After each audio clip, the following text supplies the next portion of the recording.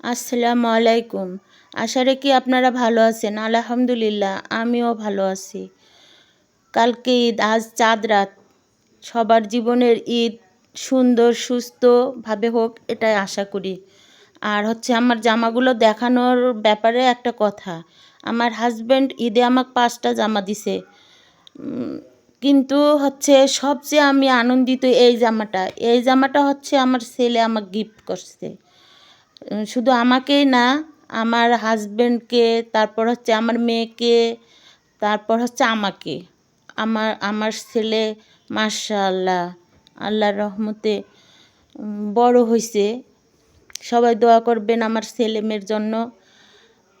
আমি অনেক খুশি। জামাটা আমি বুকে নিয়ে অনেক হাসবো না কাঁদবো আমি ঠিক বুঝতেই পারছিলাম না কি করব। আমার এত ভালো লাগছিল, আমি ভালো লাগাটা প্রকাশই করতে পারতেছি না।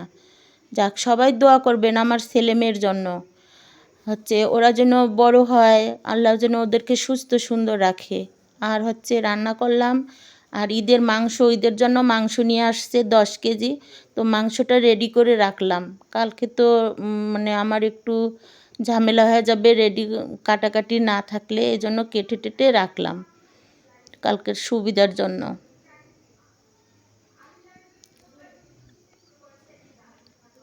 10 কেজি মাংসের ওগুলো হাড়।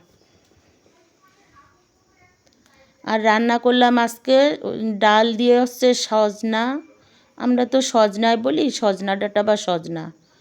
আর পাট শাক। পাট শাকটা খেতে কিন্তু অনেক মজা লাগে। আর গরুর মাংস। আমার ভিডিওটা ভালো লাগলে অবশ্যই একটা লাইক কমেন্ট শেয়ার করবেন। আর সাবস্ক্রাইব করে আমার পাশে